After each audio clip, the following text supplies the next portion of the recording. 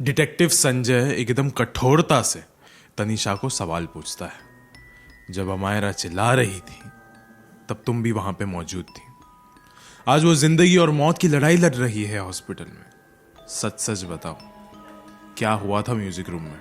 तनीषा कहती है, अमायरा और मैं बहुत अच्छे दोस्त हैं। पता नहीं ये सब कुछ कैसे हो गया, मुझे कुछ भी पता नहीं है। बस यही कि अमायरा अमायरा जैसी नहीं लग रही थी।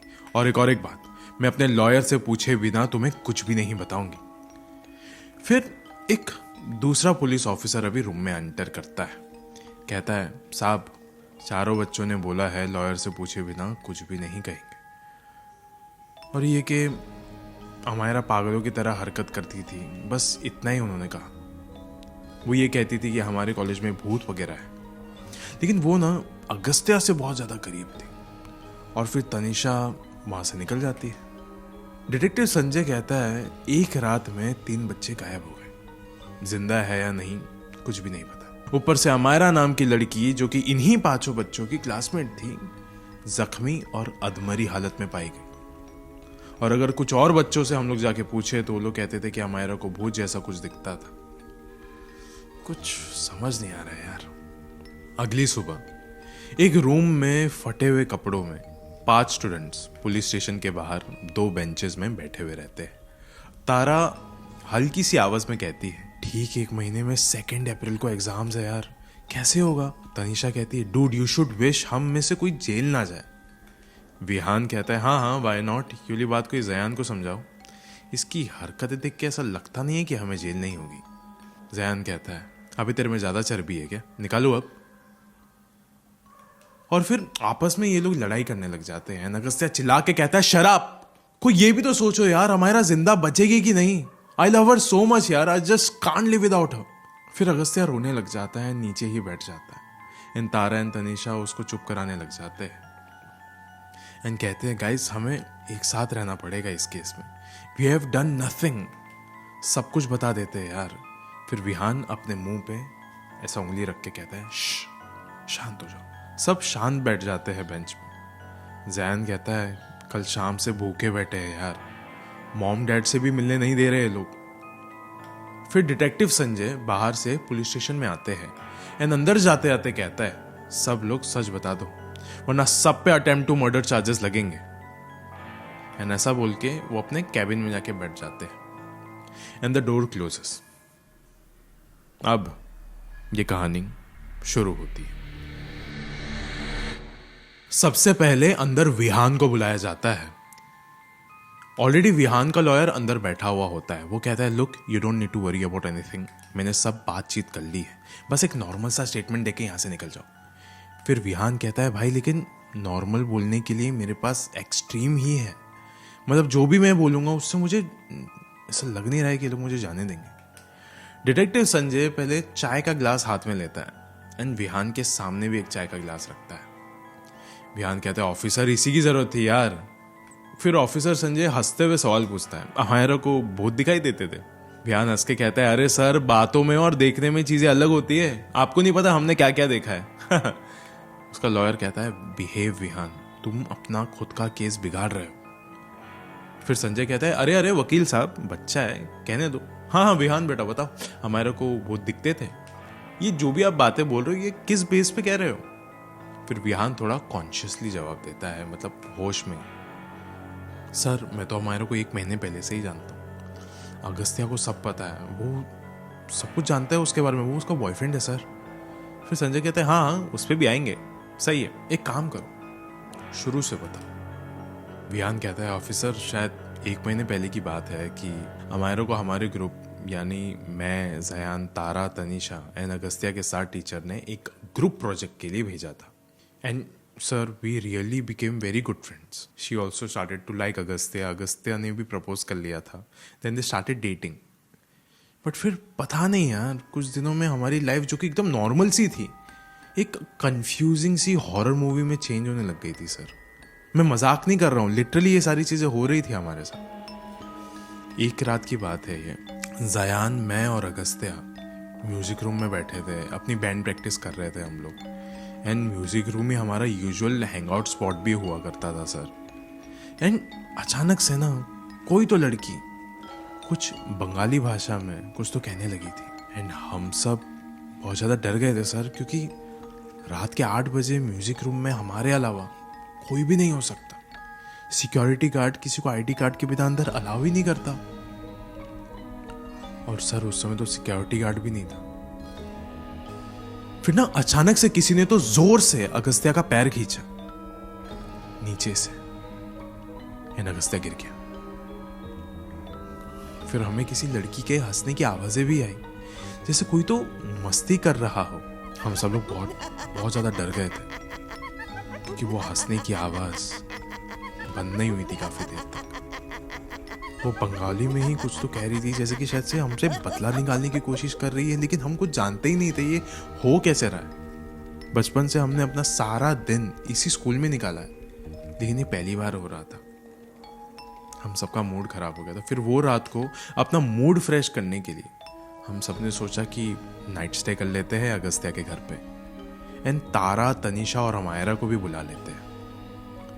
एंड हम सब अगस्त्या के रूम में थे, लेकिन अगस्त्या और अमायरा नीचे गए हुए थे शायद से कुछ बात करने के लिए। वो लोग स्विमिंग पूल के पास खड़े होकर कुछ तो बातें कर रहे थे। तो मुझे तनिषा ने बोला कि जाओ जाके अगस्त्या और अमायरा को बुला लो, खाने का टाइम हो रहा है तो साथ में खा लेते हैं। फिर मैं बैल्कनी में चला गया और फिर मैंने देखा कि हाँ वो लोग वहीं पे खड़े स्विमिंग पूल के पास। और जब मैंने इनको बुलाया तो उस समय इनका कुछ जवाब नहीं आया। फिर मैं ना नीचे जाने के लिए बैल्कनी से बस निकल ही रहा था कि उस समय मेरी नजर गई अमायरा के बगल में, जहां पे एक औरत उसको एकदम घूर के देख रही थी, हंस के देख रही थी। और सर हम इतने पॉश एरिया में रहते हैं, मुझे नहीं लगता कि ऐसी औरत को कोई भी यहाँ पे आने देगा। मैंने सिक्योरिटी गार्ड को भी कॉल करके पूछा अगस्त्या के घर वालों के, उसने भी कहा कि नीचे कुछ भी नहीं। ऑफिसर ट्रस्ट मी, मैं 12th में पढ़ता हूँ, लेकिन ऐसी औरत मैंने कभी जिंदगी में नहीं देखी है।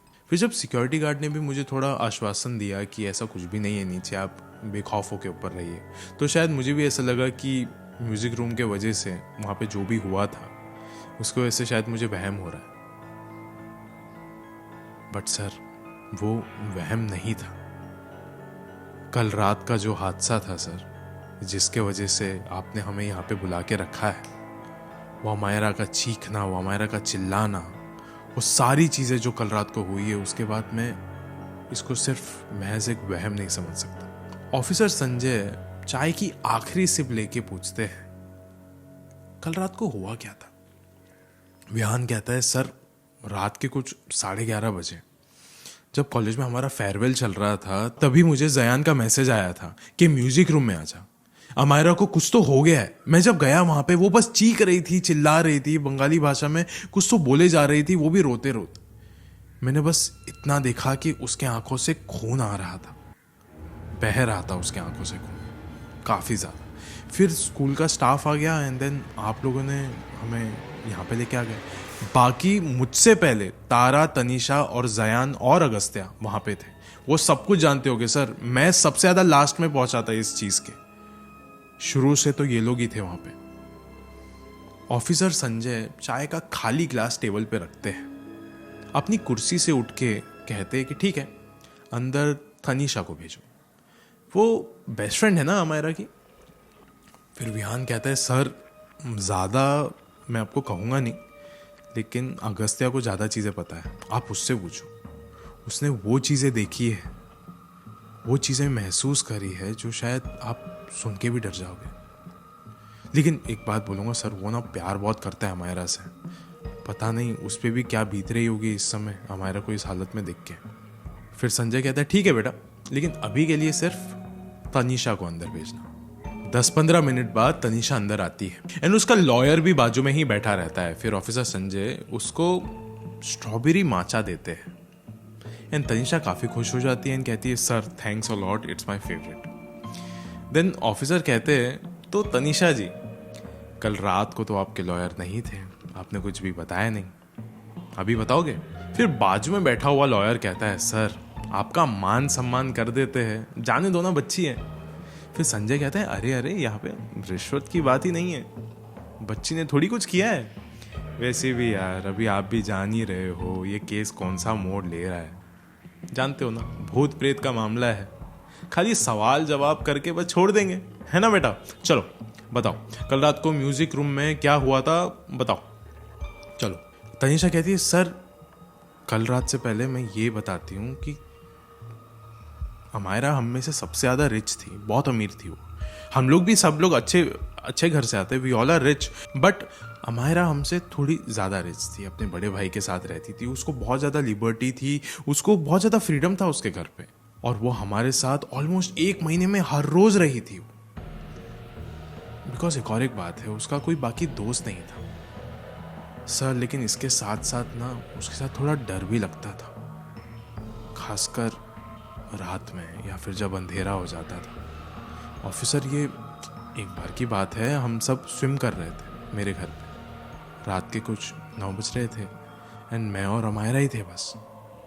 तभी स्विमिंग करते करते मुझे ऐसी आवाज़ें आ रही थी जैसे कोई तो मुझे बोल रहा है कि ये जो पानी है ना, ये तेरे लिए चुनौती है एक, सिर्फ 2 मिनट तक सांस रोक के बता, सिर्फ 2 मिनट। जबकि ऑफिसर मुझे अस्थमा की प्रॉब्लम थी, 2 मिनट क्या, मैं 30 सेकंड भी मैं वो चीज़ नहीं कर सकती वरना मेरी मौत हो जाती। पता नहीं, मुझे ऐसा लग रहा था ये बातें मुझसे अमायरा ही कर रही है। मैंने ये बात अमायरा को भी बताई, पर उसने कहा कि उसने कुछ भी नहीं सुना या फिर उसने कुछ भी नहीं कहा। कुछ दिन बीत गए थे, ये वाली बात मैं भी भूल गई थी। ये एक रात की बात है जब हम सब अगस्त्या के घर पे गए हुए थे नाइट स्टे के लिए।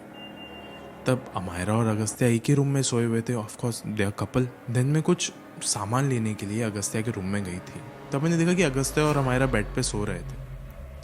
तब मैंने भी सर इतना डिस्टर्ब करना नहीं समझा, मैंने बस, और डिम लाइट चालू ही थी सर, तो बिना डिस्टर्ब किए मैं अपना सामान लिया और मैं जैसे ही बाहर जाने के लिए दरवाज़ा मैंने खोला, मैंने देखा कि अमायरा ही बाहर से अंदर आ रही है।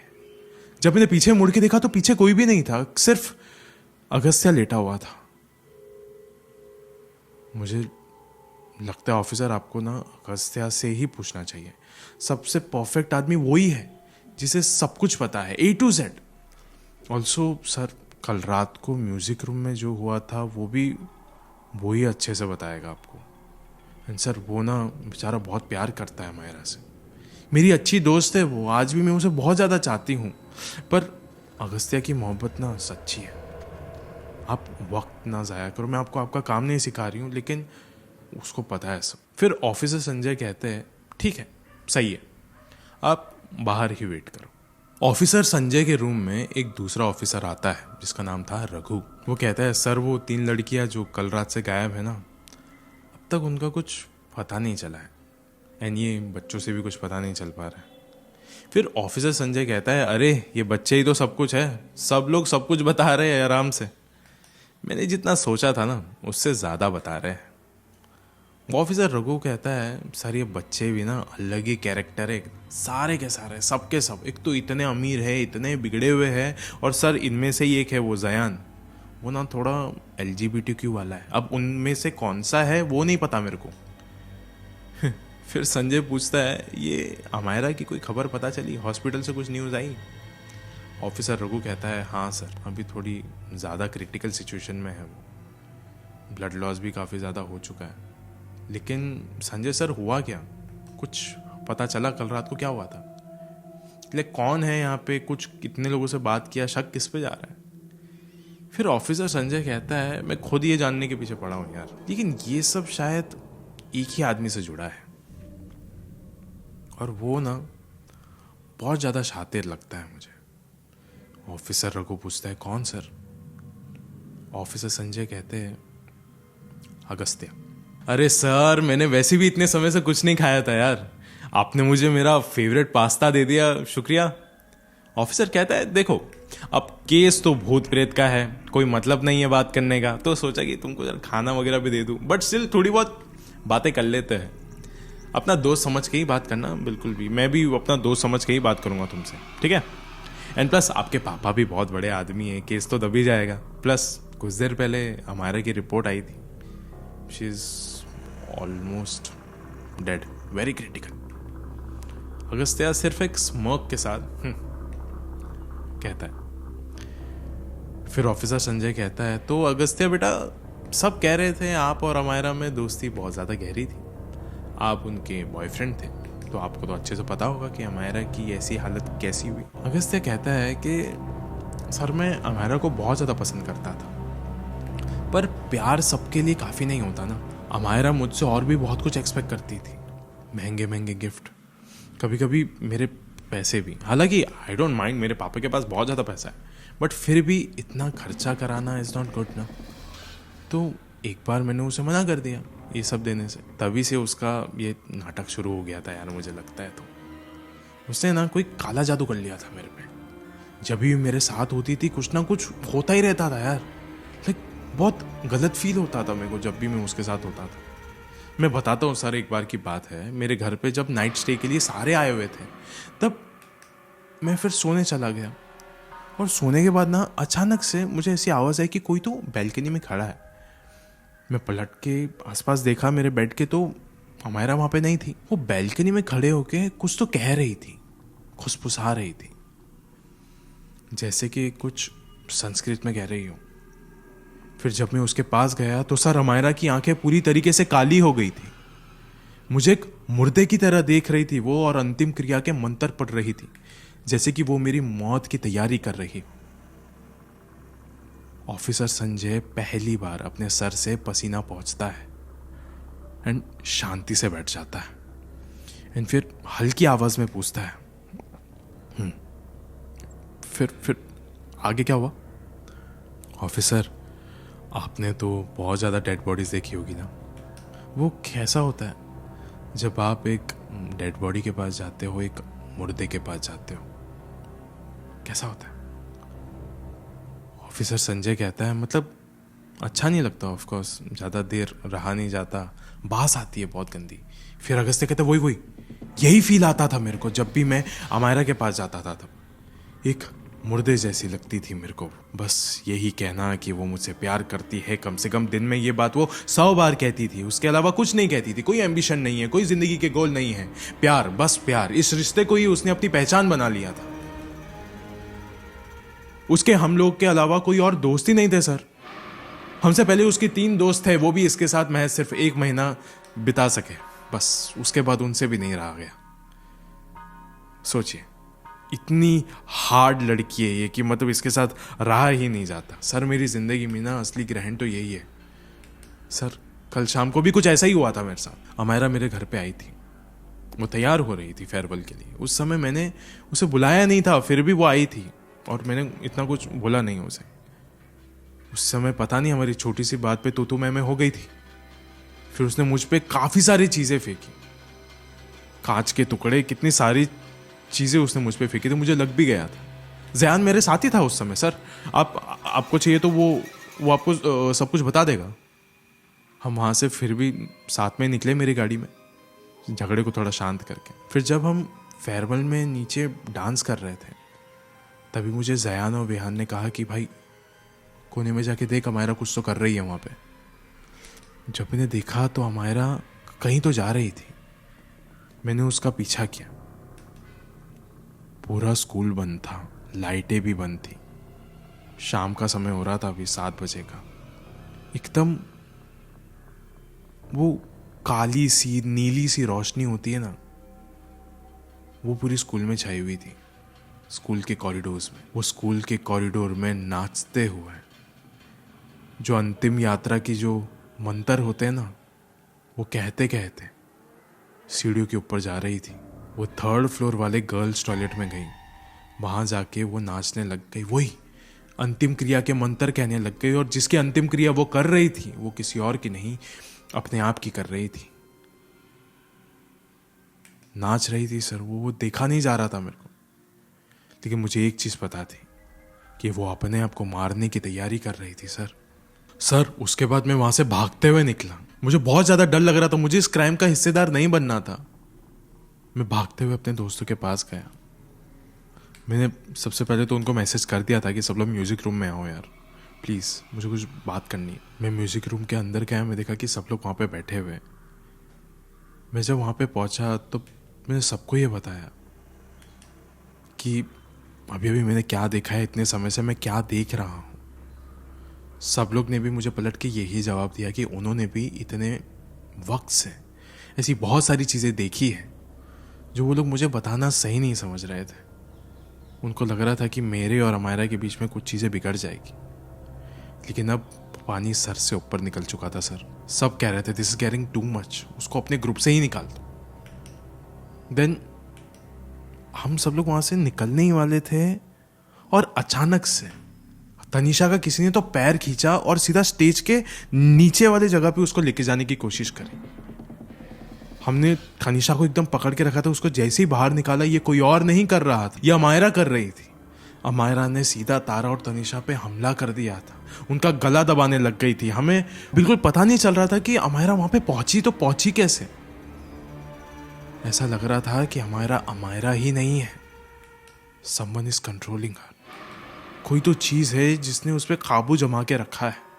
फिर हम सब उसे छुड़ाने की कोशिश कर रहे थे, सबको थोड़ा बहुत लग गया था। आप भी देख सकते हो मेरे बदन पे कितनी ज्यादा चोटें लगी है, कपड़े वगैरह फट गए थे। देखिए, आप खुद देख सकते हैं, ये हमने खुद नहीं किया है, अमायरा ने किया है। तनीषा बहुत रिलीजियस लड़की है सर, उसने तुरंत हनुमान चालीसा पढ़ना चालू कर दिया था। फिर अमायरा जोर जोर से चिल्लाने लग गई थी, चीखने लग गई थी, एंड देन फिर पता नहीं वो एकदम तड़पने ही लग गई थी, जैसे कि उसके अंदर की जो रूह है। फिर वो सबके ही बीच में जो स्कूल का पूरा स्टाफ था वो अंदर आ गया। सबने हमको इस हालत में देखा, अमायरा को उसके हालत में देखा, और फिर उसके बाद ऑफ कोर्स हम लोग को आपके सामने आके यहाँ पे रख दिया।